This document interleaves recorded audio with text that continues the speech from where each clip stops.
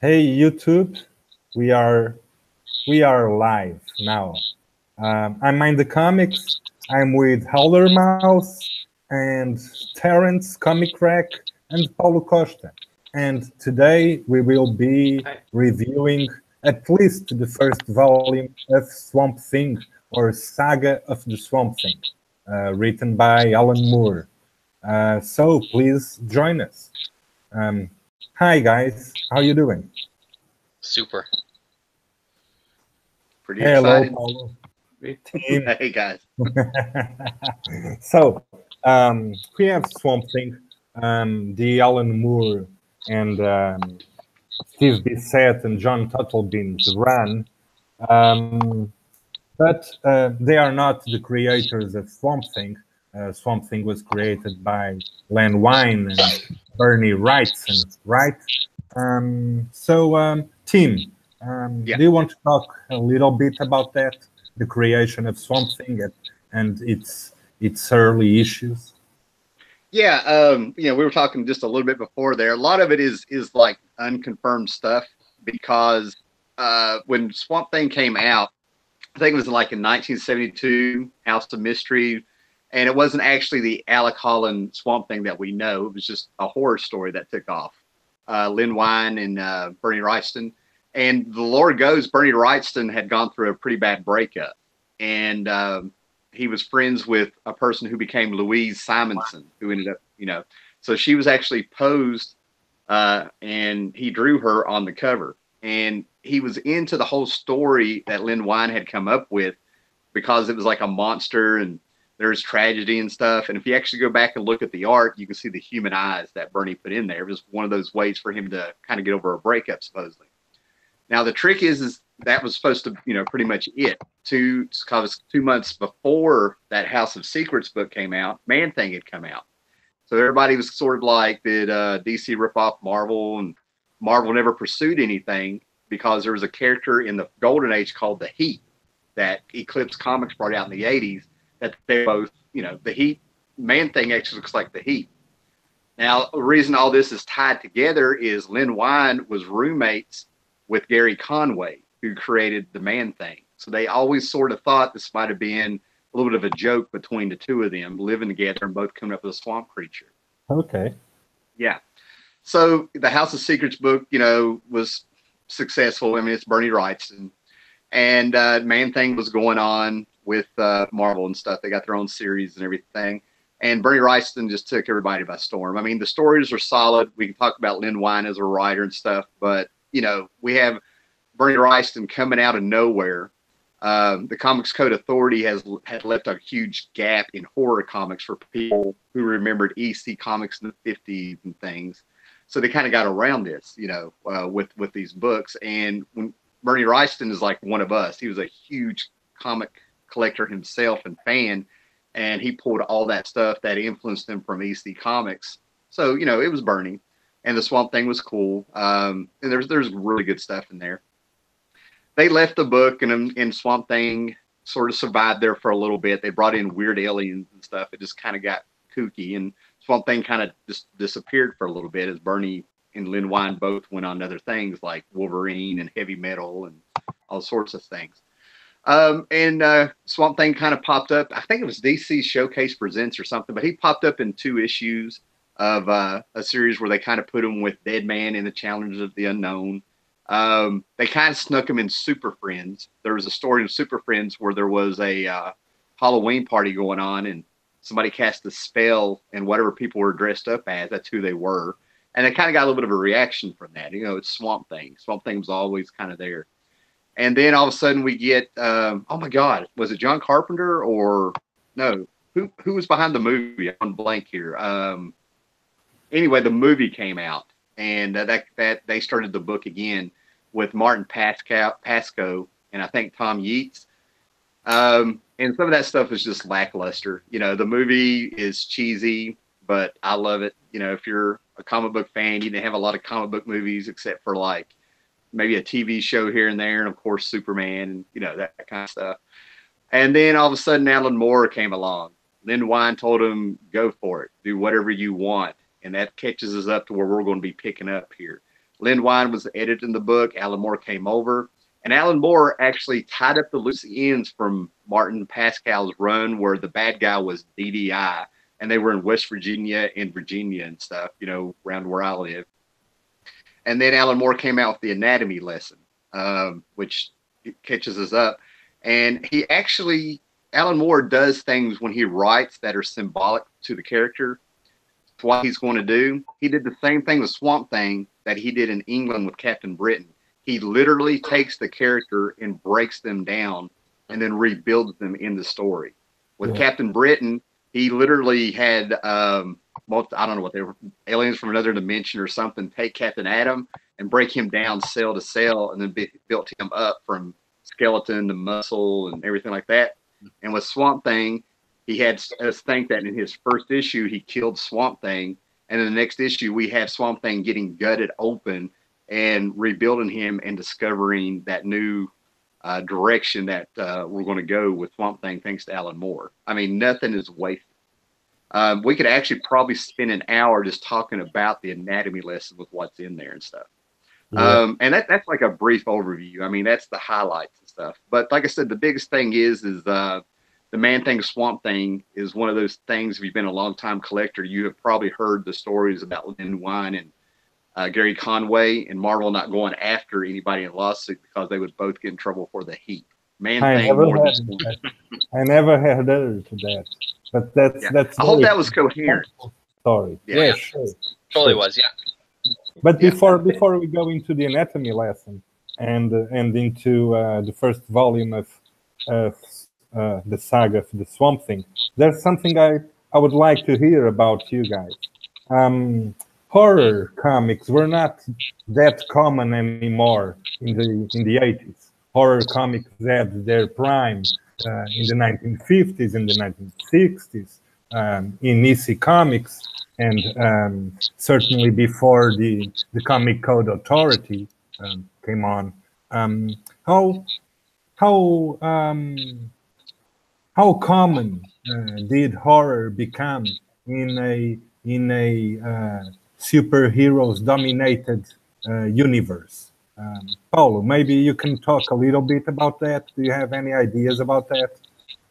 Yeah, I think that when most of the horror comics that popped up in the 1970s appeared by Marvel and DC, it was inevitable that they were going to have to interact with the superheroes, and I think we saw that more from Marvel because Man-Thing debuted in a Khazar story, and Dracula was fighting Doctor Strange and the Silver Surfer right from the early issues, and Man-Wolf. There were two. Marvel had two werewolf characters, Man-Wolf and Werewolf by Night, and Man-Wolf debuted in the pages of Spider-Man, of course, because it was John Jameson.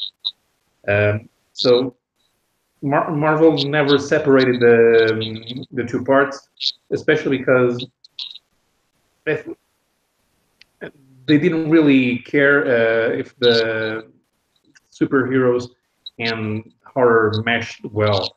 There's a lot of adventure type stories in the Marvel horror comics, simply because in the 1970s the Marvel writers used to put everything in, including the kitchen sink, if they could get away with it. So as long as there was an opportunity for the story to have some very interesting art, I think that they do it. DC, on the other hand, they had their own EC type books going since the 1950s. For example, the Phantom Stranger, who was started as a crypt keeper type character. He would introduce the stories and not exactly take part in them. And many of those titles were still active in the 1970s. The ones that were hosted by Cain and Abel. There was Tales of the Unexpected, I think it was called, from DC. And of course, one thing here, you're in House of Mystery. I can't remember if that was the Cain or Abel title. Yeah, House of Secrets and House of Mystery, and The Witch and Hour came out. Yeah. Yeah. So I think Swamp Thing is actually their first horror character that was a permanent fixture, that it wasn't simply an anthology of rotating one-shot characters. And it took a while until it started meeting with the other superheroes. I'm not really sure if that DC Comics Presents story with Superman, if it's the first meeting between Swamp Thing and a superhero. I'm really not sure. But I think that shows that there was an interest in bringing him into the DC universe proper, especially because a couple of years later they had a Crisis on Infinite Earth, and every character had to be part of the same universe. That was inevitable. Mm-hmm. Well, it's a great idea to try to incorporate these things too, right? I mean, using that as kind of like a testing ground, and then eventually taking those characters like Swamp Thing, and then how that transitioned all into Vertigo, so you could still have that feel of, you know, your mix of superhero mixed with kind of the horror elements and stuff like that. It's just a really nice transition into that. It's always great when you see these kind of anthologies come up and kind of almost testing ideas to see what's gonna stick, right? That's kind of what it feels like sometimes, but when they stick, it's incredible that they stick, right? Oh yeah, yeah. And in the original run of Swamp Thing in the '70s, they had Batman show up for an episode, an issue, and they kind of go back to that. There's always been like this little connection between Swamp Thing and Batman in a way, if you've really followed it. Alan Moore did a Batman story. Doug Munch and Kelly Jones did a Swamp Thing story in Batman, and even though it's not in a continuity there, but if you follow those three stories, it really flows. And I think that's a happy accident. Exactly. Yeah, and continuity be damned. It still makes for some great stories. Yeah, exactly. Yeah. And I think the play on superheroes and the horror thing, to me, the first time that I really noticed that there was a reach for it of getting around the comic book code was with Morbius in Spider-Man 101. He's not a vampire. He's just got a virus where he needs blood. That's how they got around it. They were playing around with that. Yeah.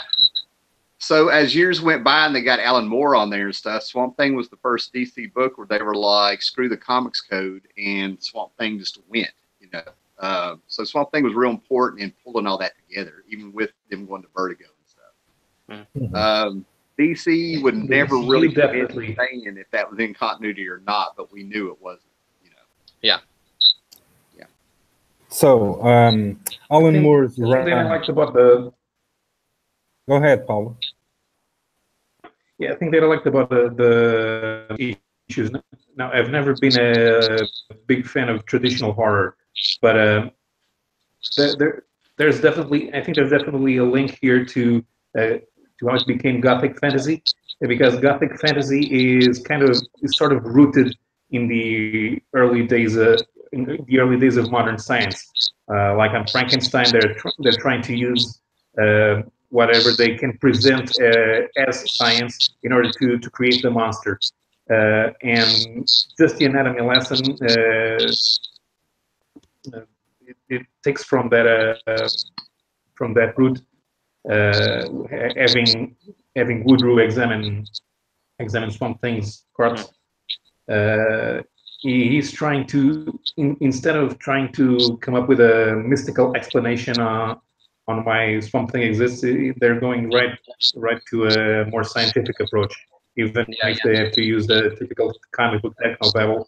But it works a lot better in how it integrates Swamp Thing into this universe and makes the character relevant on its own for an 80s audience. Yeah, that's a good point. So Alan Moore's run essentially started one issue before the anatomy lesson. It started in issue 20 of the Saga of the Swamp Thing, but that was only a matter of tying things up and preparing the real start of the Alan Moore run. And anatomy lesson really is a fantastic way to start a run, isn't it? Because for me, I got to tell you, I cannot think of many other single issues in comics that are as amazing and spectacular as Anatomy Lesson is. It is a fantastic single issue. I don't know if the collectors regard it as a key collecting issue or not, but it's something everybody should read at some point, certainly. Oh Yeah, yeah. I agree. I mean, it's just a brilliant way. I think I was saying to you guys on Twitter that, like, this is my second time reading this, and the first time I read it, I remember this first volume not really doing much for me at that time. Reading it again, I was so unbelievably wrong. It's just an incredible way to attack the character. Here's all the history you need to know. Like you're saying, Tim, about actually physically breaking down the character. It's just brilliantly done. And as soon as I was reading that issue, kind of going back and talking to myself in the past, going, "You jackass, you completely missed it." It's just really, really well written. It's a great way to present this character, and then eventually kind of, even the little hints of what's to come. There's just, you can get that sense from the flavor of the writing and kind of get a little bit of a sense where things may be going. Yeah, and going back to horror roots, Alan Moore structured this story. He gives you little clues to where I feel like this could be a black and white movie narrated by Vincent Price. Jason Woodrow is our narrator. But even in the title, The Anatomy Lesson, that's a throwback to an old movie called Anatomy of a Murder. And all of a sudden, when I figured that out, I'm picturing this being a black and white movie, the silhouette of Vincent Price sitting there with wine looking out the window while it's raining. And we can hear his voiceover of Alan Moore's words there. You know what I mean? And all of a sudden, when I start reading this book, I'm like, this is an old Vincent Price movie. I think that's why it's so cool in my mind. That's how I read it, So, yeah, there's a lot of good nods to that. That's exactly the thing. He managed to, I mean, I just read this one the other night. I only have a few of these issues where they collect some of the early stuff.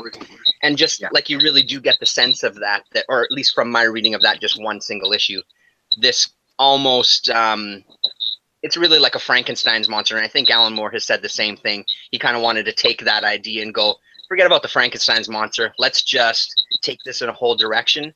So that's the other brilliant thing about the way he structured the issue. There was still enough nods to that previous that it made for, I imagine it made for a little bit more of a, well, maybe not a seamless transition, but I mean, there definitely is a nice transition from one to the next, right? I doubt it was seamless. I'm sure it was still pretty jarring. Well, he did it within the story. He did it within the story. We were on the road with Swamp Thing as he found this stuff out, And I think that's what's missing in a lot of comics today. They just like, we changed your character. Alan Moore made a story of it, and that's what the first volume's about. I mean, but and it makes perfect sense. He doesn't really break in the past in a rude way. It's just perfect.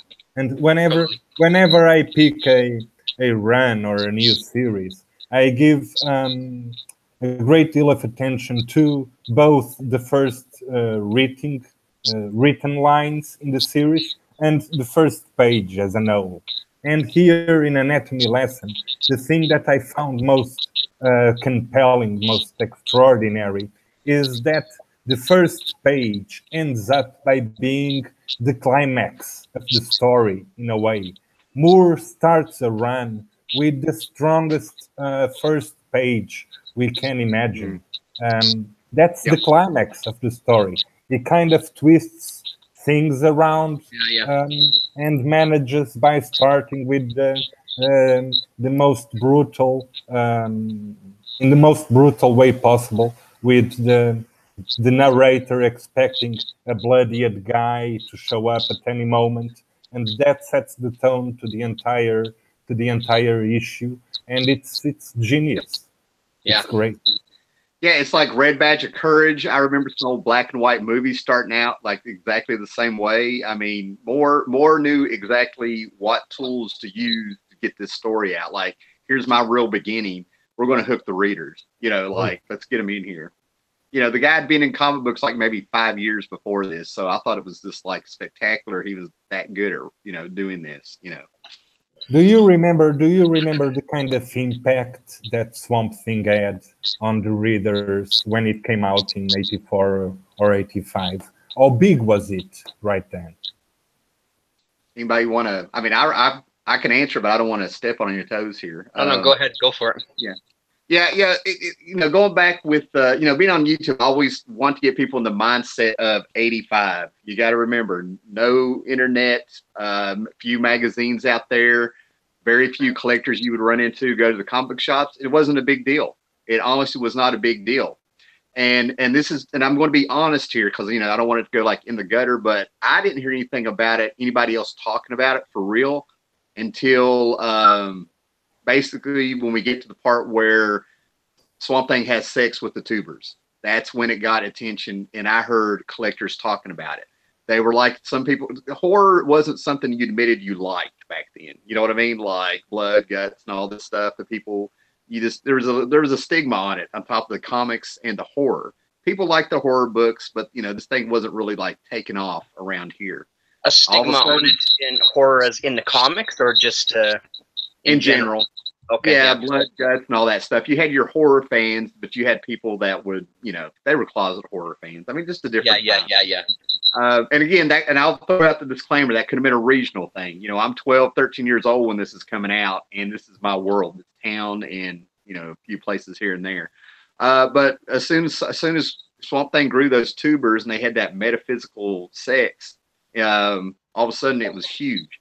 Then people started reading it. And when they went to hell to save Abby's soul, that's when it took off, because all of a sudden he was bringing back the demon, the Phantom Stranger, the Spectre, all together in a coherent story. And that's to me where it really took off.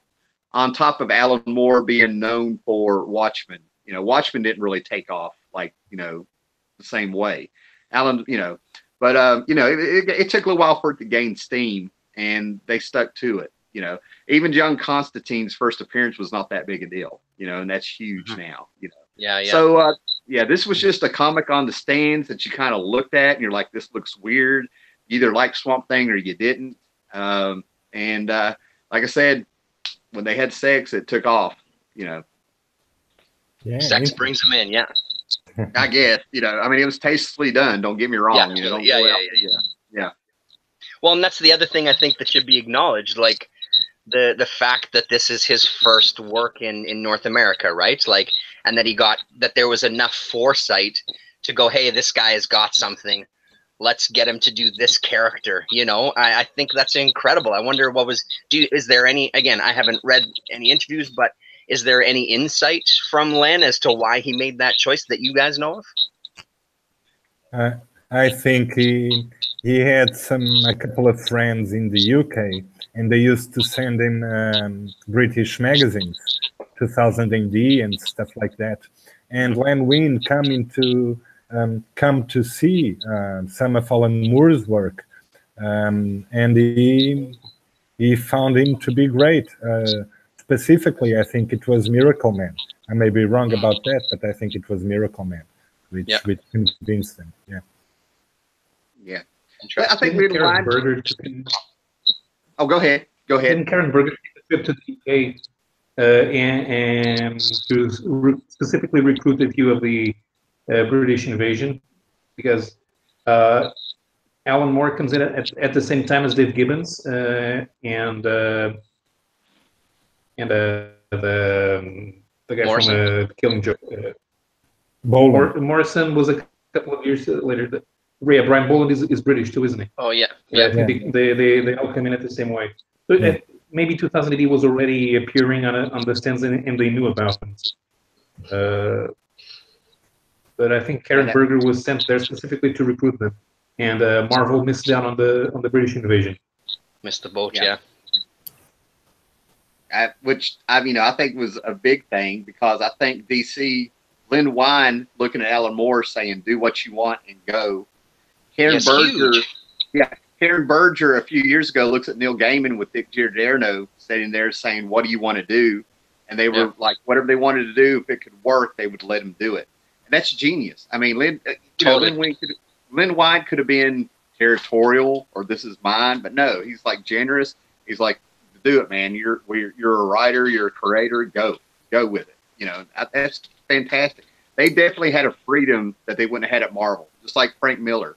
You know, Frank Miller was handed Batman and Ronin. Just create, go. You know, so they were in the right place, in my opinion. Totally. But it's 1984 or 1985, and you are an editor, and you are looking at one of Alan Moore's script. You are looking at the anatomy lesson. And I mean, we are in 2018, and this is probably still one of the best scripts I've ever read. And Alan Moore's writing, and I'm not talking about only the idea of the story. I'm specifically talking about the words put in paper. This is Alan Moore's best writing, in my opinion.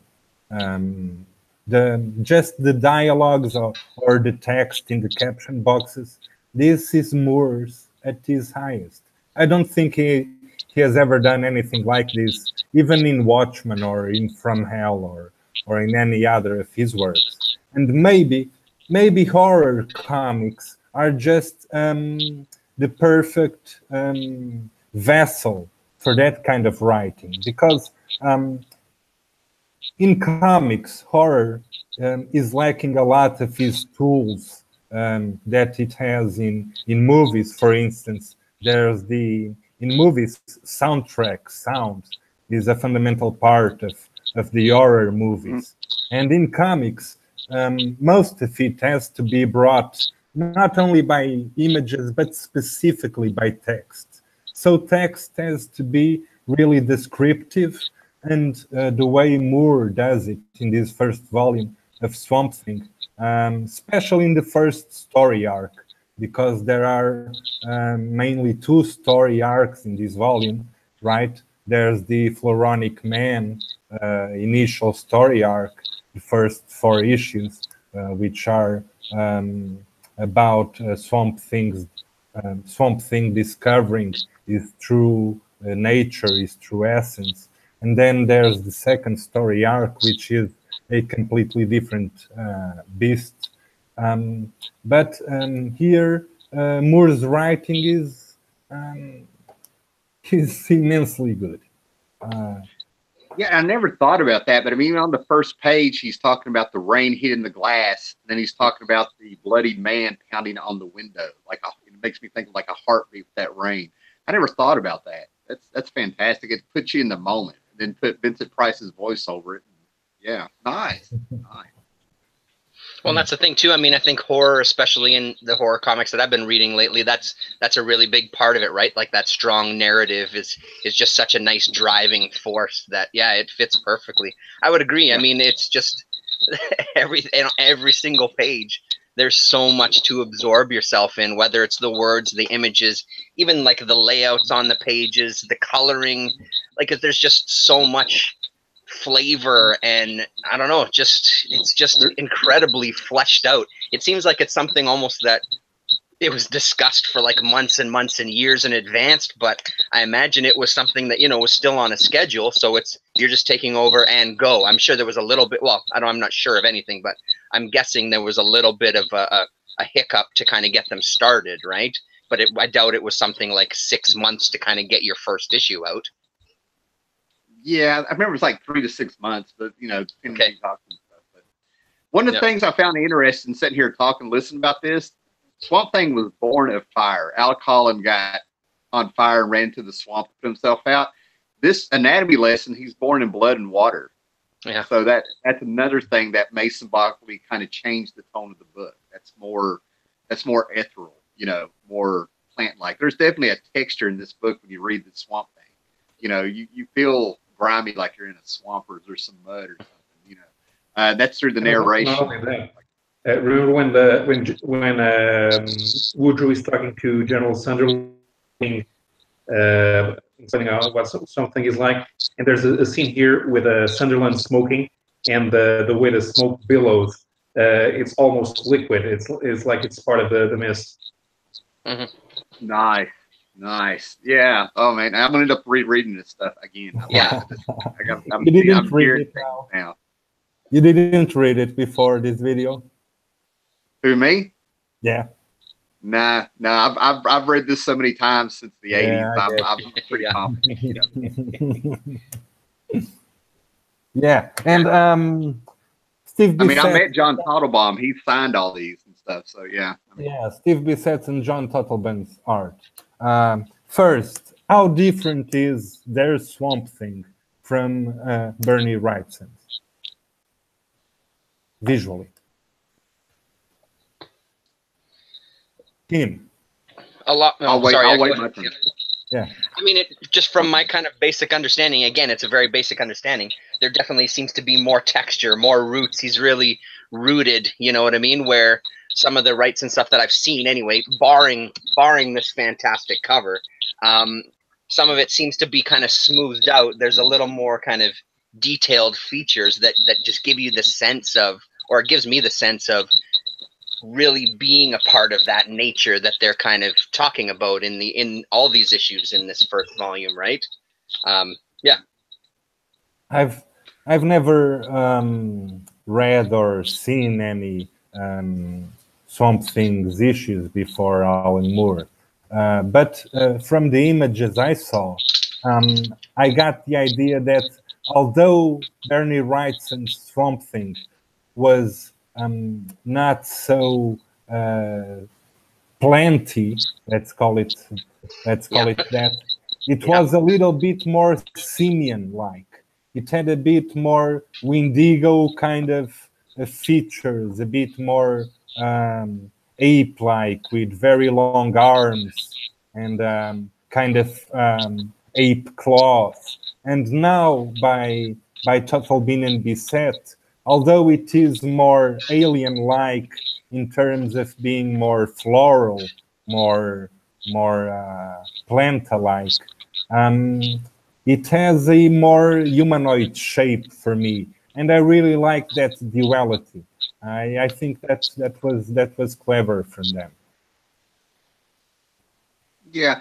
That was actually something. They had a fill-in issue in the late 20s with Alan Moore with a guy named Sean McManus, and they actually, instead of continuing the story with a different artist, Alan Moore took that opportunity to just do a story so we can see where the Swamp Thing was, where he was then, now, the journey there.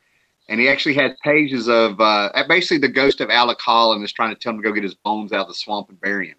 And he sees the image of the Swamp Thing as Bernie drew him first thing, beside of what Tuttle, Bissett, and these guys did. And you can see everything you just described. When Swamp Thing accepts that he's a plant, he starts changing with the seasons like plants do. He gets brown and gray in the colors. He acknowledges there's things, bugs and stuff living in him and things like that. So for me, it went more from trying to do another interpretation of Frankenstein and things like that to where he's a plant. We're going to go with this. If you're a plant, how would you react? He gets connected to Earth, to the Earth and to the seasons and the elements and stuff. And that's where we start going in the narratives from the blood and the water and the pounding of the beak, where we're talking about there's things living in me. And I can hear it popping and clicking, and it gets that earthy tone. It's a transition of textures for the movie, for the character, I think. If that makes any sense, Oh yeah. And I mean, I think that's a nugget of it there that, maybe we don't need to spend tons of time on, but just the genius of that idea alone. Forget about this whole Frankenstein way of approaching it. Let's just approach it from, there is no human. You are a plant. You are this new thing. You are this being. Like, just right away. That's it. You've sold me right there. You don't need anything else. It's such a great jumping off point. It's such a unique jumping off point that then you just go off the deep end from there, and it's fucking brilliant. Pardon my language. It's brilliant. Yeah, but I agree with you. At the same time, this anatomy lesson, this first issue of the run, has the monster Swamp Thing not as the object of horror, of terror, but as the subject. He is the character upon which terror is being inflicted. He is the one discovering that his self-idea, the idea of himself, was completely wrong. And that's really the horrifying part of this story, right? And this is such a good way to build an identification between reader and character. Although the character has just turned into something more grotesque and less human, it is being inflicted with maybe one of the biggest horrors he can go through, finding out that his previous life or thoughts about his life were all a lie, an illusion. And this is so good at so many levels. Yeah. Paulo, I what? mean, Yeah, go ahead. oh well, I mean, he lost his one of the sense ways of that self. Oh, go ahead, Paulo. Go ahead, man. Oh yeah, well, sir. Yeah, I think we're probably on the same page here. He lost his sense of self, and writing the first stories, he retreats from himself and into the green. And he has Matt Cable and Abby looking for him, just at a crucial time when his station on Earth has been usurped by the Floronic Man. So it's extremely important that his friends fight him to help him get back into the humanity that he never had, that he actually never had, just so he can connect to the rest of the planet. Otherwise, he's just going to be sleeping as the planet self-destructs because of the Floronic Man's actions. Yeah. Oh yeah, But then I'm also, with you there. sorry, go ahead, Tim. Go ahead. No, you're good. You're good. You guys go on. You go ahead. Come on. Just the idea though that you could have taken that idea and we could have seen that struggle for like issue after issue after issue of this coming to terms with being this, and it's just like, as you said, it's such a great way to tackle it, but it's also great that it just took this short time. And he's like, okay, I'm pretty good with that. I've been in touch with the green now, and I'm good to go. Let's just go forward. Instead of kind of milking that one idea again, showing that this is clearly going to go somewhere that I can't even imagine. Because I mean, that would be maybe your first instinct, or maybe some writer's first instinct. Here's a territory we can talk about in a very literal term, like man's kind of association with nature in this one character as he keeps battling this within himself. It's like, forget it. He's accepted that he's a plant. He's just going to go forward, and now we're going to get even deeper. The other thing that surprises me after reading this, especially with my whole integration with underground comics, the hippie mentality throughout this whole book is just incredible to me. Even just that whole in touch with nature and this manifestation of this character exploring the greenery and being in touch with the world, and yeah, it's all of that is just completely magical. Yeah, and the ecological. I mean, I wonder how it was received. I mean, Russ Works comments on a lot of my videos, and he was saying that when he was reading it at the time, it really did have an impact. He was kind of reading as things came out, and then Alan Moore hit, and it really was an impact for him specifically. He was talking, obviously, of like, yes, this is clearly a change, and we're clearly going to be seeing something that none of us are really expecting, you know, and that just must be incredible to be at that moment and see that transition. Oh yeah. Alan Moore's works. I mean, right off the bat, you know, Alan, it was the opposite of Kirby. Kirby scared the crap out of me with his art, and I appreciated it later. Alan Moore, the first panel of his work I ever read, I'm like, this guy's a genius. I never knew he was going to be huge. You know what I mean? Yeah. So I knew what he's doing, but in the anatomy lesson, Moore knows how to mess with the reader also to hook them in there. Anatomy lesson is horror, but it's also a mystery. We're there like Floronic Man is asking the questions the reader had. If he's a plant, why does he have lungs and eyes and all this stuff? I remember those conversations. And then what does he do? He solves the mystery. He just looks at the body and says, wake up, you're not dead. Something like that, you know. So what does he do? Now that we're used to seeing, the reader is still used to seeing Swamp Thing as a human, and an issue or two later, we see Swamp Thing comatose, laid back with pools of water in his eyes where it's been raining in the swamp, and he's gotten roots and he's getting bigger. And that's horrific to the reader because you're still seeing him as a person. It's like mushrooms growing on a dead body. You're like, you know, that was my reaction. So that's Alan a good Moore, point. Yeah. Alan Moore knows how to get the reader in there and shock them and keep them interested. Horror is the kind of thing where people are repulsed, but they can't look back at the same time with a little humor. That's good horror, you know. Oh yeah, humor. Tim, you mentioned Kirby there, and Moore is a huge Kirby fan. He mentions it in several times in interviews. How he started reading the Fantastic Four, but maybe he was also aware of the stuff that Kirby was doing before Fantastic Four. At the time, maybe there was a nod to Groot. Groot at the time was completely forgotten, like most of the pre-Marvel monsters. But if he was such a big fan of Jack Kirby, he's more might have been aware of the Groot story and might have been inspired to turn the Swamp Thing into a complete plant. So like Groot was in a story he tells to Astonish, he was a plant from outer space that came to conquer the planet. So it might have been something. I don't in there know. Yeah, I think that would be a good question if Kirby was live, or ask more about if he was aware of Groot and stuff. He was a huge Kirby and Steve Ditko fan, So he also loved a character named Harvey, which was a robust young man in a button-up white shirt, and his powers came from lollipops, and pretty much had the power of God. And that's where Rorschach got his speech pattern from, that character. So between Grant Morrison and Alan Moore mining stuff from the Silver Age and the Bronze Age, I would not be surprised if it was in the realm of possibility. I don't know.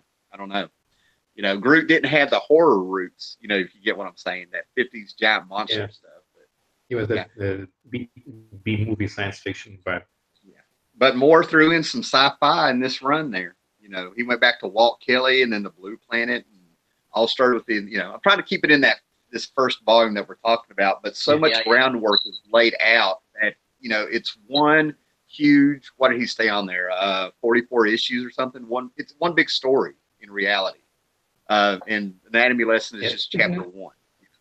Yeah, speaking of the science fiction here, when the Floronic Man starts using his new plant powers to turn all the Earth's carbon dioxide into oxygen, usually in this type of crisis, everyone wonders where are all the superheroes, because sometimes one character is handling an alien invasion all alone in his book when the Avengers and Fantastic Four or Justice League could help. And we actually see here how Alan Moore keeps the Justice League out of it. They're all in their satellite watching from above, and they're powerless to help because they don't know what to do about going to war with the planet itself. There's even a conversation between Superman and the Firestorm. Well, Firestorm poses, well, why don't I turn all the CO2 back into oxygen? And Superman says, well, you can't. Do you know how many molecules there are? And Superman goes, you want me to count them for you? Yeah. Superman offers to count all the molecules. Yeah. Right. You fire me, but I, Superman, can. Yeah. Yeah, and that was the great thing about the writing. This writing was more mature. He's acknowledging things that he probably wondered when he was growing up reading this stuff. Why don't they come in? Well, we'll talk about it. By the time the Justice League shows up, Woodrow's lost his mind. Yeah, Woodrow's lost his mind, and he's like, they come from the skies. They always come from the skies. Yeah. Yeah, this is such good stuff. I mean, we're talking about a comic that I really hope people go out and read so they have reference to what we're talking about, because you're not getting steered wrong on this one. Oh yeah. I mean, you're absolutely not. It's obvious. This is probably the most intelligent. The most underrated comic of Alan Moore. If you consider what people usually talk about, the 3 big Alan Moore works, leaving Swamp Thing out is just not enough. And still in the anatomy lesson, I would like to point out that Moore gave us a very common trait for him. The first page, or the last page, is almost a perfect replica of the first one. And that's very common with Moore. That happens in The Killing Joke, and it happens in other Moore's works. And even the last words are the same as the first words of the story. It begins and ends with, "It's raining in Washington tonight." That's very common in Moore. So the anatomy lesson, in a way, is a very good, is a package of Moore goodness thrown at you. And that's what makes me love it so much. It's, for me, I'll say it's one of the most important single issues in comics ever. I love it. Yeah. Oh, yeah. Yeah. Yeah, Moore bookended it and connecting the beginning and the end, the alpha and the omega, and what he's doing there. It's pure art. I mean, it goes above just being a comic book and stuff. That's the thing that makes that work in actual. I mean, piece of art is what Moore was doing. The way he tied the beginning and the end, made it one contained story that you can still go from, you know, to the root. I mean, we can be cheesy here. You know, the anatomy lesson set is the seed, and we watched it grow throughout what Moore did with the rest of the series. You know. Yeah, for sure. Well, it just talks to somebody who just is at the top of his game, or just really knows the world within what he's working in. You know, like when you experience a great director who does all these little tricks in a movie, that it's clearly someone who's not only a fan, but is just, it's almost like a first language to them, being able to manipulate those kind of little moments, like you're saying, Paul, G, the beginning phrase and the final phrase, and that's, you know, like that's someone who is right in the game, who knows exactly what they're doing. This is no kind of fluke. Someone is clearly steering you on a specific path, a very, very specific path, which is great. And probably Moore was having more drugs than any ever. Yeah. Which also put him in touch with everything. He was seeing green, man. It was all green. That's right. Yeah. Well, you know, he was probably you know, he was probably, you know, just absorbing the plant that you can smoke to get in the green. You know, I mean, come on. Yeah. It was for the art. You know. Yeah, that's right. Yeah, to heighten the art. Well, and that's the other thing. Again, like the whole nods to me, this is just, you know, another one of those bordering on underground comics. Even when he talks about the superheroes, I love that whole scene, because that whole scene is basically, here's these superheroes, they're up and wherever they are, and all they're doing is standing around talking about, well, don't we have someone down there already, and whose area is that, and isn't that your territory, and who should go down, and what should we do? It's just, it's fantastic, because it's such a kind of, yes, I acknowledge that he's in this world, but my acknowledgement is that screw you guys are a load of nonsense, we're going to deal with this on another plane. And, you know, it was, yeah, really nicely handled. Yeah, and by making the superheroes meet, they're pretty much, you know, this is one of the first times you actually heard conversations, even if you don't realize it, where they sound human in DC Comics. It elevates Swamp Thing. You start getting the idea of like, oh, he does have a purpose. This book is, I mean, it really separated Swamp Thing as something that the heroes, there's things they can't deal with, even Superman. You know, I can count every molecule of carbon dioxide, but I don't know how to fix this. You know, I can't put a chain on the moon and pull it. The heroes look almost unreal here. The first time that Moore introduces them in the story with Bissett and Tolman's art, they look almost like they're shadows and not real. For example, Superman here. Mm-hmm. Yeah, you almost can see that it's real. The only one that shows up as almost real is Green Arrow, because he's actually the only one in there who doesn't have any superpowers. To me, it was jarring. Yeah, cool. To me, it was jarring to see those heroes drawn in that style when you consider that Kirby, John Buscema, Gil Kane, George Perez, and all of a sudden I see this fleshy, soft, putty-like version of these heroes that they draw in here. It was jarring. I mean, when I saw that, I was like, whoa. I mean, it felt like I was reading something I shouldn't have been. You know, I don't know why. But that whole style and the feel and the texture of them being in that story, they didn't feel like they belonged. You know what I mean? No, I was like, absolutely. Ooh, you know, this is Swamp Thing's book. They're not going to overshadow Swamp Thing. And I think it was a happy accident. I think they were just drawn in their style, and that's how it worked, you know? Yeah. So, and this brings us a little do you think so, though? Do you think there might have been a little more? Like, to me, it really seemed like we're going to really put a button on this. We're really going to make a point of isolating these superheroes. Like, we are really creating our own world with our own characters. And here's just a real FU to everything else that's going on. It seems, in my reading anyway.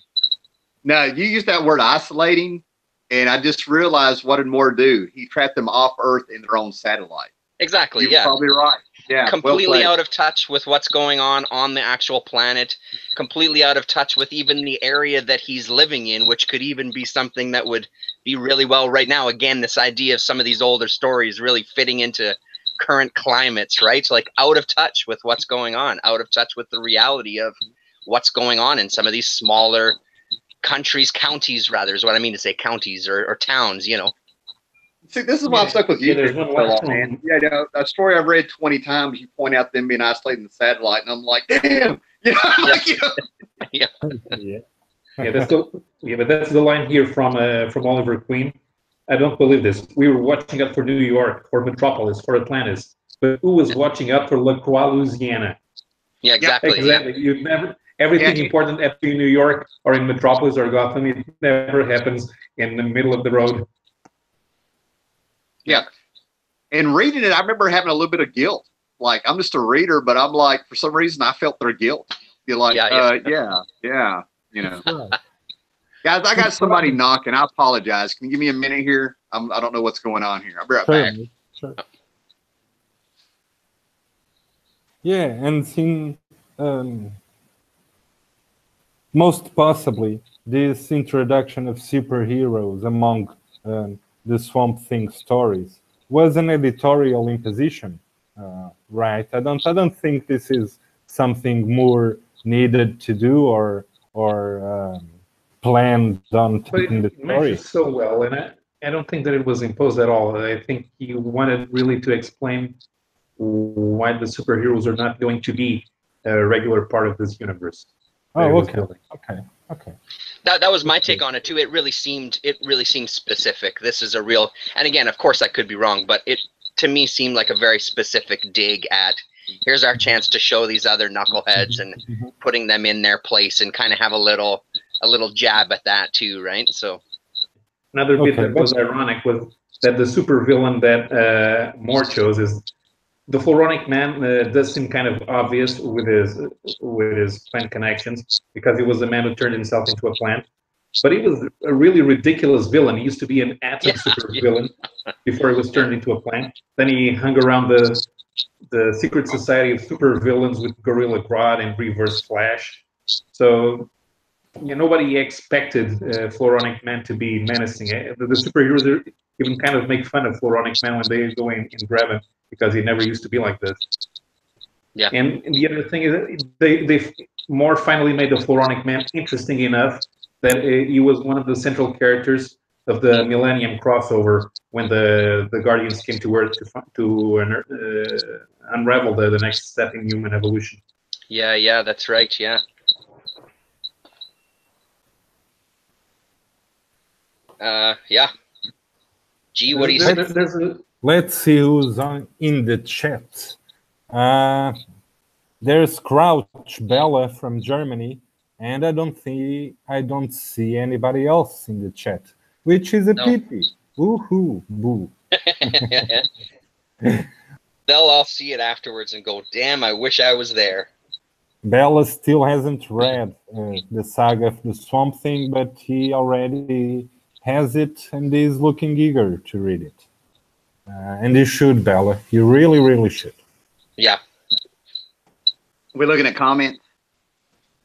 We were just making small talk while you were away and talking bad about yourself in your back. Yeah.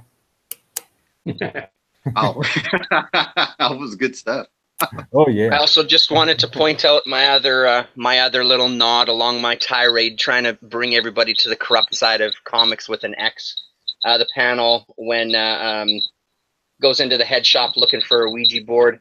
There's a comic rack filled with things like Zap Comics, Slow Death, Skull, all my classic underground horror anthology titles and stuff in this panel up there.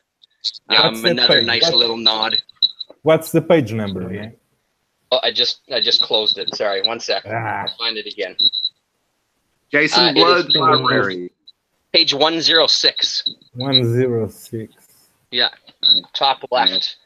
That's not going to help. Oh yeah. Yeah, the guy at one of the Fabulous Furry Freak Brothers, doesn't he? Yeah, exactly. Yeah. and it's a good head shop, and you know he's got all sorts of weird stuff, and he kind of looks like a Jesus from the undergrounds as well too. Thrown in that Kirby in there. Yeah. But okay, closing the anatomy lesson and going on to this second issue, or issue 22, I think. Is there something you guys would like to point out about this issue? I mean, one thing is the tubers and the Floronic Man eating Swamp Thing tubers, which actually are kind of a drug or a hallucinogenic, right? So, which is also an element common with Alan Moore drugs, right? But what else in this issue? Are you talking about the story after Anatomy Lesson or the volume of trade after the Anatomy Lesson? No, just the issue. Oh, there it is. I found it. I got my finger on the page. Yeah, just the issue. Yeah, he says he's wine. Yeah. Compare it to a yam. And that's one of those things that was jarring with this. This second issue is where Alan Moore, to me, really took off and became Alan Moore that we knew, because he brought out the yam, and that's jarring because we're right there with Abby and Matt Cable accepting that he's a vegetable. They even say it, like he's comatose, but he's a vegetable, meaning get it through your head. And the whole idea of a tuber growing out of Swamp Thing at this time, where we're still kind of thinking of him having that human soul, is kind of gross. It's like it's growing on a human, and this whole story is adjusting to the idea that the reader needs to accept, just like Swamp Thing, that he's different. Right. And then we get the metaphorical dream where he's always running, which is what he did. I mean, he was Frankenstein running from the pitchforks and stuff, seriously, in the modern world. Going after his humanity, and he lets go of his humanity. Right. That story helps transition the reader. I mean, Alan Moore took what was going to be in people's heads and made stories out of it. And they're sophisticated, symbolic, metaphorical, great writing. So when you read this thing, you can reread it and figure out more, of what he's doing here. I mean, and he did it in a freaking comic book, just something that was considered one of the simplest forms of storytelling, not a lot of respect. And it elevated comics. It elevated comics, elevated the hobby. Grew up with. Yeah, for sure. Yeah. I think during Swamp Thing's dream here, there's these two pages that kind of help the reader deal a little bit better with the transition from human to an actual plant, which is the conversation that Swamp Thing is having with the worms. It's almost like a British comedy routine. It's very much nonsense what everybody's saying, and just the fact that the worms are telling jokes. Yeah. Yeah, just in time for the barbecue. Yeah, I got you. They're talking about barbecuing, and they got little hats on. That's pretty good. And the other page it starts, "You're joking, right? You can't really be that green." And we have a little bit of Hamlet thrown in. Yeah. Yeah. That's exactly what I was going to say. I just got to that page, and Hamlet's exactly where. Yeah. Well played. Well played. There's Yorick. Well, and again, the thing that jumped out at me too about these especially is that, again, just this art and the coloring and just how everything is presented. One of the panels I love the way the colors lay on top of each other with some of this stuff. And this panel here specifically, I remember jumped out at me. Just the way the images were, with just this kind of very hint at figures and a hint at him with this nice purple mist on the pink. And it's just the way everything sits on the page. It's just absolutely gorgeous. The colorist, Tatiana Wood, was Wally Wood's wife. By this point, I think she was Wally Wood's widow already. But she was very, very highly regarded as a colorist. Kind of Elizabeth Brett Weiser of nowadays. And she was indeed good, yes. Yeah, it's amazing. The coloring stood out to me. Yeah, I compare music to comic books a lot to try to get a point across. And there's music where you get the instrument to sing and the sounds come out that it can make. Then you get a band like the Pixies where it's almost like they're forcing the sounds out. And when you consider when this comic book came out and I guess the technology, you know what I mean? The 4 color panels, it still wasn't elevated. That's kind of what the coloring to me feels like. Somebody getting a guitar and trying to make it do things it's not supposed to do. And it's beautiful. You know, if you like the Pixies, that's how I compare the coloring in this. Yeah. Sure. And focusing a little bit on the art. What do you think of Total Beans and Biset's art and their layout? And because for the mid 1980s, this is a very wild kind of layout. I have to say, I'm not the biggest fan of some of the drawing, specifically when it comes to human faces. But the panel composition and the chaotic layouts, they really are outstanding. And yeah, I don't feel lost at all at any moment in the story. It's even if the landscape does not feel real. There's a, when you're in the swamp, everything's changing around you. We can follow the characters around in the story quite easily. I never felt like I needed to reread the panel to understand it. My son and I were talking about this because he read this after I was done. We're going to be reading the series together, me and him. Yeah, and that's amazing. I was saying to him, sorry, what's that? That's very, very cool. How old is he? He's almost 13. Oh, that's very cool, man. So I think he's right in the age for it. So we were talking about it, and I was saying that it's one of those books that when I just flipped through it, just kind of leafing through it quickly, the art doesn't stand out to me. But as I was going through the book, I grew to love the art style more and more with each page and each panel. And then I get to pages like this, and I am just completely enthralled, and I'm just blown away. Again, for me personally, it hits all the notes that I like about so many styles of comics.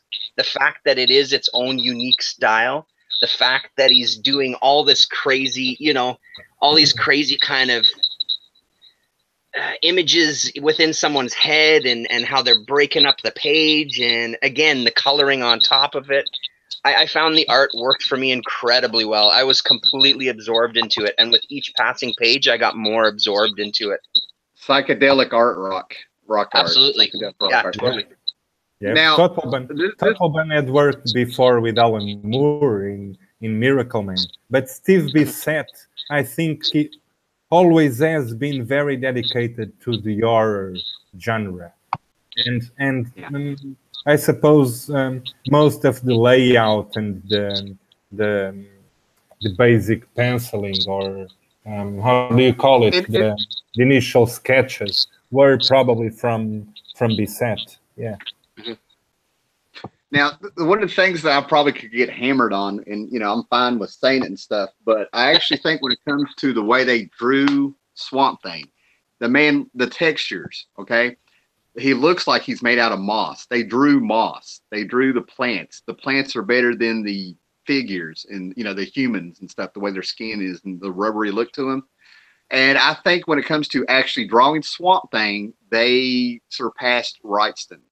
So to me, this version of Swamp Thing with the art and the way he looks and the different, you know, plants he grows himself out throughout the series, this is it. Yeah, you know, I agree. You know, and it's not that they squashed Bernie. It's just they took what Bernie had there and just made it their own and evolved from it. Exactly. Yeah. Oh yeah. Oh yeah.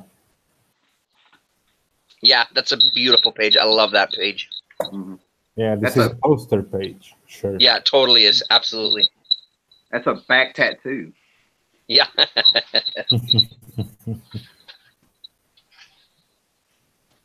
But this is what happens, what everybody's doing now. You start reading this stuff, you start flipping through it, you go down the rabbit hole. I mean, you get mesmerized for it. You're in there. You know, the more you look, the more you're going to see. And that's why I've probably read the entire series probably 20 times, seriously, over the years. decades, you know, where I just sit down and I go through it. And the reason it's only been 20 times is like you need to take your time with it and really absorb what's in there, you know. Yeah. Is this a collection that's available in like some deluxe hardcover as well, or is this just kind of in? I think they have some omnibuses. They've had so many printings, I don't know. Yeah, exactly. I've got all the original issues, of course, but I mean, you know, I've had these trades forever, and they're signed by Toddleton and stuff. You know, so I don't know what's out there. I'm fine with what I have. They've been recolored and everything, but I'm pretty sure they came out with a bunch of hardbacks probably, you know, 5 or 6 years ago or something. So then if you have the original issues, how does what we've just been talking about with the art and the color and everything, how does the reprinted quality compare? Is it really like identical to the single issues, or is there anything that jumped out at you with the trades as opposed to the singles?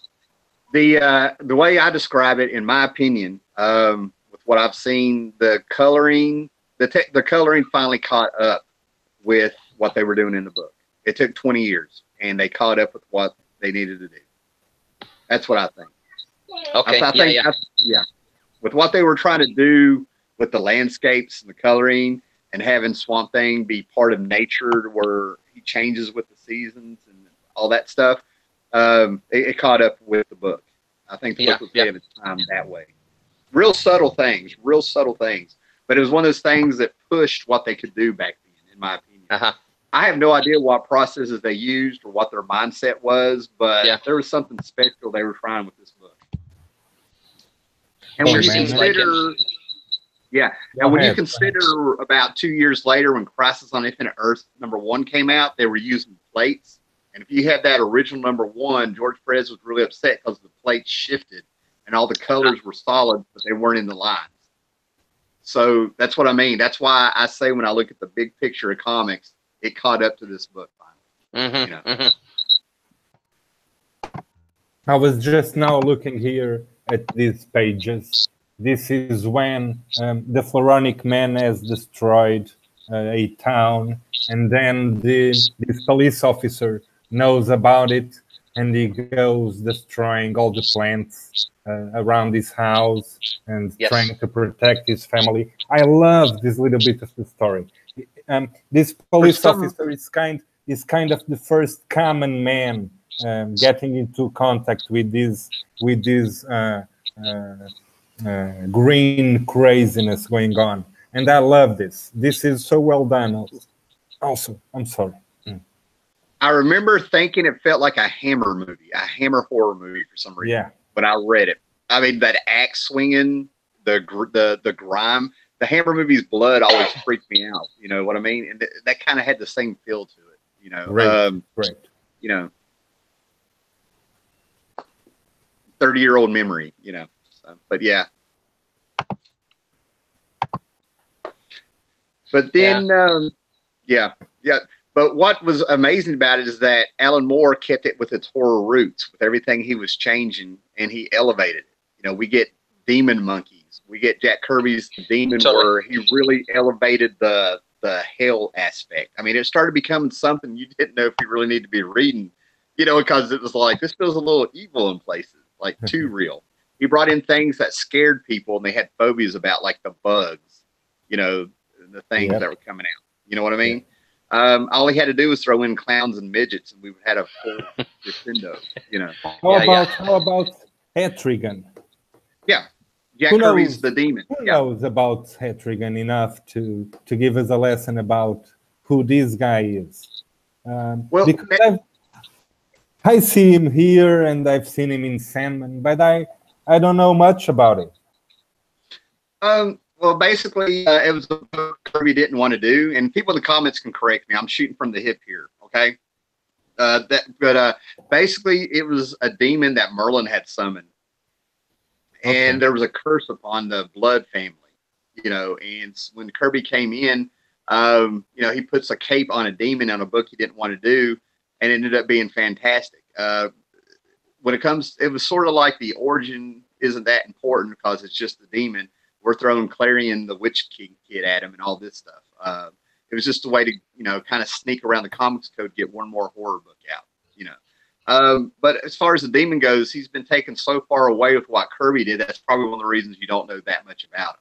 They've embraced the hell aspect of him, being a demon from hell. That's why he's popped up, in Alan Moore's stuff to give that little evil feel I was talking about before. A rhyming demon. There's a hierarchy. And then Alan Moore finally took Swamp Thing to hell. He was using that to kind of foreshadow where this book was going. There's demons in this world. Demons are from hell. So he was an actual demon that was kind of cursed with the blood family or something. It's not Superman's origin that everybody knows, and it's not spectacular like Captain America. It was just like, here's his origin. He's got ties to Merlin and magic instead of hell.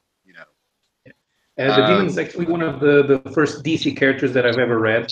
The Matt Wagner miniseries, which was published 2 years after his appearance here. It wrapped up basically wrapped up the character, and it ends with Jason Blood and Etrigan being separated. But they explain there, Matt Wagner explains there that Etrigan is basically Merlin's brother. They're both the sons of the devil, and that is why he merged Etrigan and Blood into one body. The thing is that by that time, Blood had already pretty much lost any type of control that he ever had over Etrigan. And City Reaches, there's a bit where Jason Blood explains that we sort of had a compromise where I would become more like Etrigan and Etrigan would become more like me. But demons will always lie to you. So the basic idea being that if Jason Blood is becoming more like Etrigan, Etrigan is free to become more like himself. A little twist on the Hulk there. I like that. I just remember. I mean, I've got like maybe 6 issues of the Demon. That's all of Kirby's Demon. That's all I've ever read. I remember Morgan Le Fay, Clarion the Witch Boy, and the Howling Man or something. They went somewhere where there's howling. I don't know. But yeah, I dug what I saw. It's impossible to get around here. Those Kirby issues, impossible. That seems to be the one series from the '70s that I don't know why, but that's the one people will scarf up, and you can have Commandy and New Gods over here, but they'll grab the Demon. So I don't know. It is very entertaining.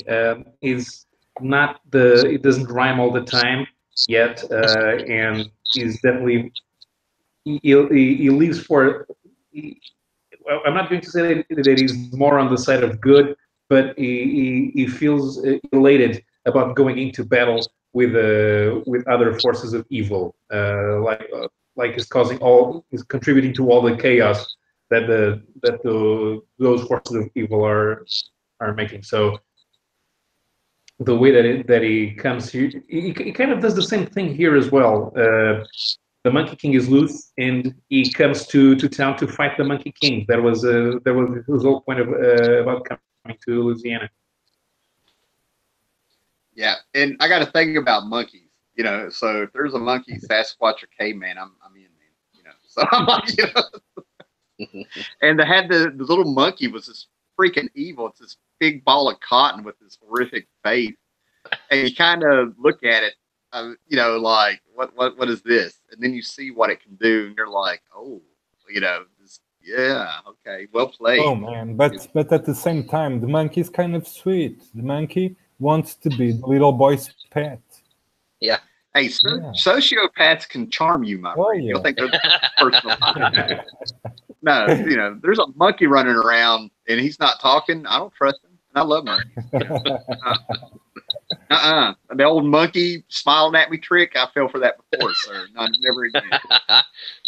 Yeah, this second story arc, the story arc with the Monkey King, this is also cool. Not as good as the first one, obviously, but a very cool continuation to the story and make us looking forward for more of this horror goodness for sure.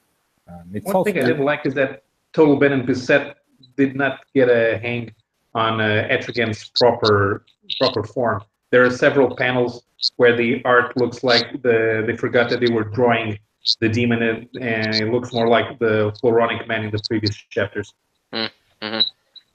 Okay. Especially because the years are similar between Floronic Man and Etrigan. Mhm. See, I would love to hear interviews about what they were doing. You know, when I hear something like that, I'm kind of wondering, did they change something? Was it supposed to be the Floronic Man or something? And they had to go back and pencil over it? This makes me wonder, you know. Yeah, I mean something like this. Maybe is that what you're talking about? Like this panel Yeah, here. yeah. Yeah. Okay. Yeah, Maybe his they were face does running seem to late. distort a little bit there for sure. You got that right.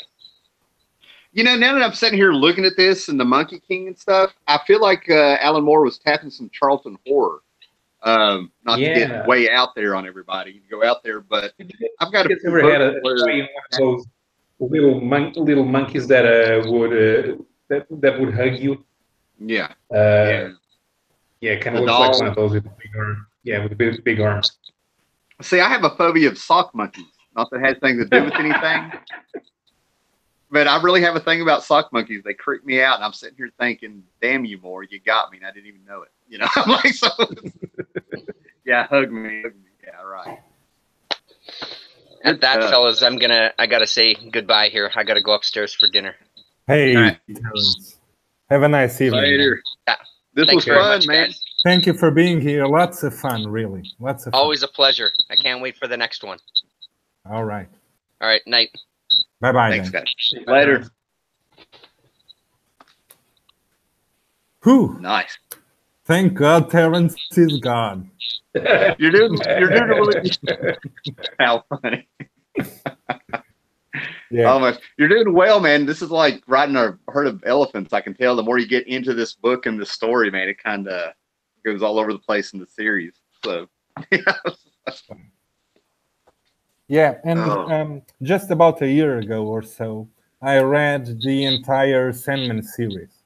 And just going through this first volume of Swamp Thing, I couldn't help but seeing a lot of influence on Sandman. And I'm not talking only about Etrigan, who appears in one of the first issues of Sandman, or knowing that Constantine will be on Sandman 2, and Matthew Cable will become a very relevant Sandman character, right? And I don't remember how that happens. I'm looking forward to get to that part of the story. But mainly, the main influence I get is in the art. I really think Sam Keats, and I'm not that familiar with Sam Keats' work back when he was doing Sandman. But I think he was maybe planning to take it in a horror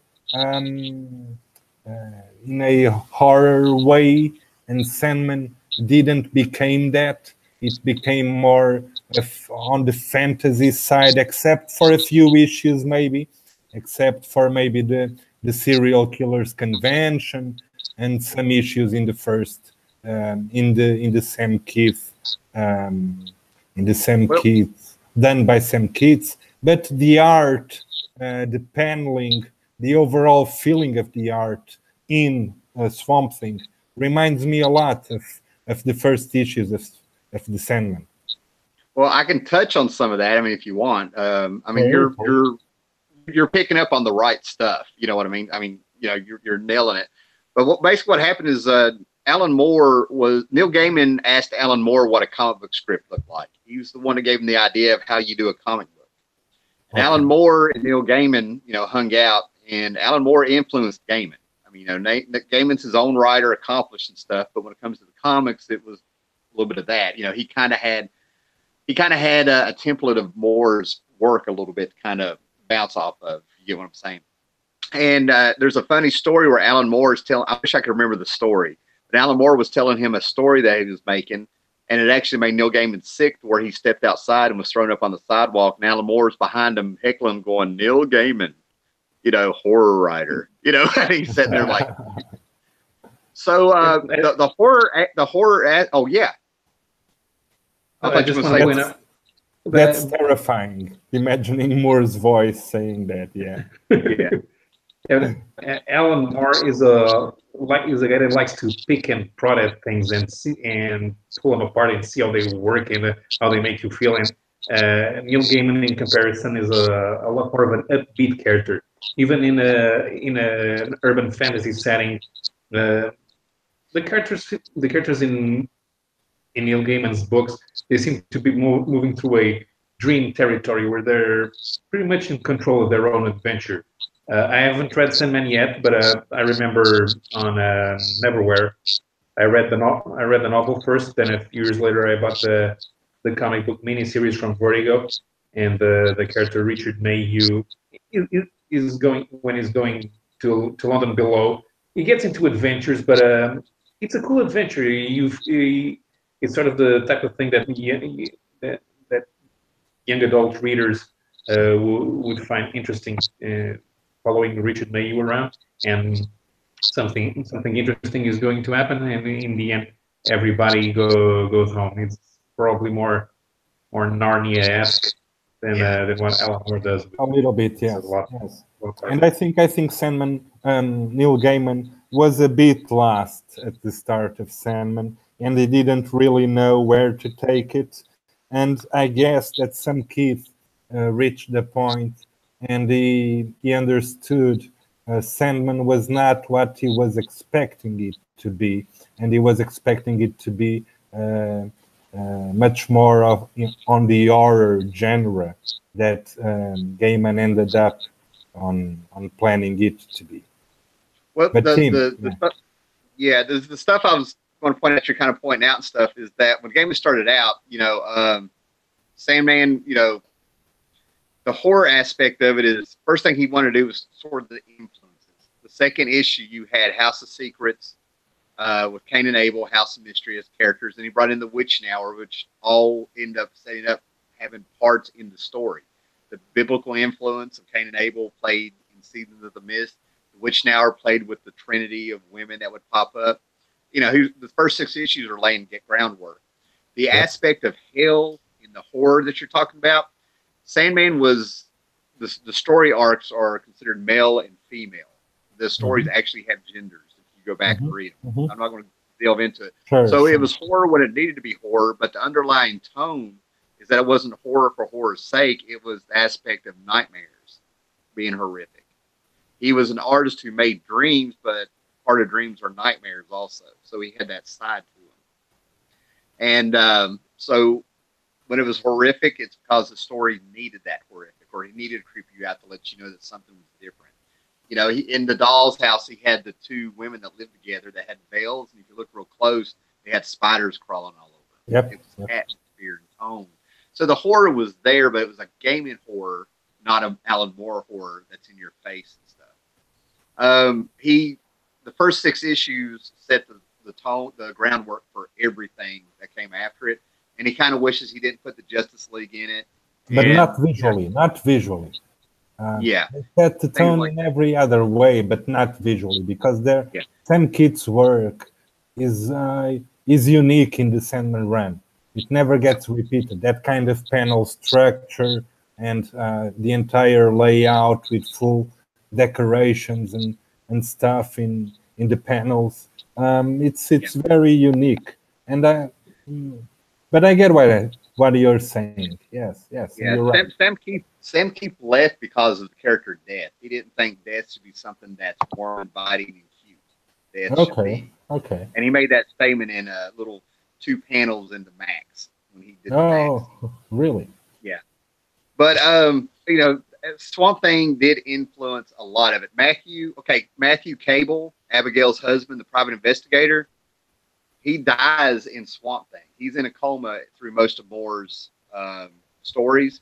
Rick Vetch came in and had Sandman appear in issue like 76 or something, and the Sandman took Matthew Cable and turned him into his Raven. Really? It was like that? Okay. Yeah. So there's ties between that Swamp Thing. That happens with the Sandman series. Already going. It ties into it.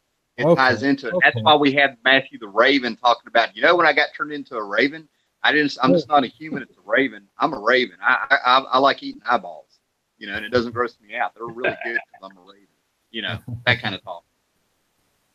So those books are kind of tied behind the scenes with influences and that concept of hell. I think Neil Gaiman kind of got away from that idea of more as hell. I don't know. You know, that's between the two of them. But, you know, Alan Moore was real supportive and showed him a few tricks of the trade to get him started. And Alan Moore just found his voice. Like I said, the horror aspects come with the idea of nightmares. The first advertisement you ever saw of Sandman was him standing there saying, "I'll show you terror in a handful of sand." You know. Okay. I must confess, I'm not a huge fan of the Sandman. I recently read it all, but I kind of got disappointed with it. I felt, well, this is not the place to talk about it, but I felt that Gaiman, Gaiman in a lot of ways was just throwing some of the stories he had in his drawer into the Sandman and taking advantage of the fact that his early creation was so open that it could take any kind of stories. That's a little bit what I feel of the Sandman. Yeah. He actually created Sandman 2 years before he published it as a comic book. It was a rejected pitch to George R.R. Martin's Wild Cards series. Wild Cards is I didn't know that. Yeah. If you don't know what Wild Cards is, it's a series of novels that feature superheroes originally thought up for an RPG that George R.R. Martin and his friends like Melinda Snodgrass and a few other science fiction writers, they were running. And I think I remember from the first Wild Cards novel, they were running out of ideas for their stories because they were putting them all in the RPG. So hey, why don't we take the RPG and turn them into a book? And that's how Wild Cards came about. Martin was the editor, and everybody contributed their own stories to a shared universe, and that's how Gaiman ended up with them. But the character was supposed to be somebody that went into people's dreams, but Martin said no, so he used it at DC. Oh, that's awesome! I never knew that. I always, I've heard it. Yeah, I've read a thing or two where he said where it came from, but I believe that. Yeah, I'm like, I could see that. Now, overall, like, you know, I like the Sandman series, and I can name a few other Neil Gaiman books, but like, I find a lot of his overall work in general, I really find it to be anticlimactic, if that makes any sense. I feel like I've spent a little time to read something, invested myself, and it just didn't really end or go where or had a climax or anything with a lot of his work. So when somebody says they don't like Neil Gaiman, I kind of get where they're coming from. You know, I can point out good stuff in Sandman, just like I could point out some stuff that didn't go anywhere in it. You know, and I'm not saying I don't like him. I was just slightly disappointed with Sandman because I was expecting a little bit more out of it. But maybe, and I've read it before, but I can't really remember much about it. Gaiman's work, which probably is most related with Swamp Thing, is Black Orchid. Is what? Black Orchid. With Black Orchid, with art by Black Orchid, yeah, by Dave McKean, yeah. Dave McKean. Now Neil Gaiman wrote a Sandman annual. He brought in what was that hippie doll? Brother Power. He wrote a story of Brother Power where he played with the idea of elementals and made like there's a doll elemental or something. So Neil Gaiman's actually got 1 or 2 Swamp Thing stories out there as well, you know, and they're interesting. I want to say Neil Gaiman is the one that finally did the thing where Swamp Thing grew himself out of marijuana or something. Somebody did it. That was a big request for years, and nobody would touch it. And all of a sudden, it finally happened. That was probably Mark Miller, Grant Morrison, or Neil Gaiman. I don't know which one it was, but they finally did it. And it was like big deal, you know. Yeah, it figures. You know, the joke is when he left that marijuana body, he left the husk there, and the hippie was like, "Oh hell yeah," you know, like Okay, guys. So 1 hour and a half on our hangout. Anything else about Alan Moore, the saga of the Swamp Thing, or will we leave it all for a next video? And in the next video, in case we do it, should we go over volumes 2 and 3 of the saga of the Swamp Thing, or would it be too much? I think it'd be all right. That's the story of Hell, and where he brings in vampires, John Constantine, and that would actually bring us up to like Crisis, 1985. I don't think that's too overwhelming. I mean, we got a lot out of just what 6 issues, and then we touched on other things. I think that's cool. Yeah. Yeah. I think good. so. Okay, so we'll stop here, make it a wrap. Yep. Sounds good. Okay, so guys, this was really a lot of fun. Thank you for being here, Team Paulo and Terrence. God rest his soul. And guys, thank you so much for being here. Thank you to anyone who endured these 1.5 hours of amazing conversation. And sometime soon we'll come back, probably. So guys, Nice. bye-bye. Have a wonderful evening. Take care and see you next time. Cheers. See you next time. Bye.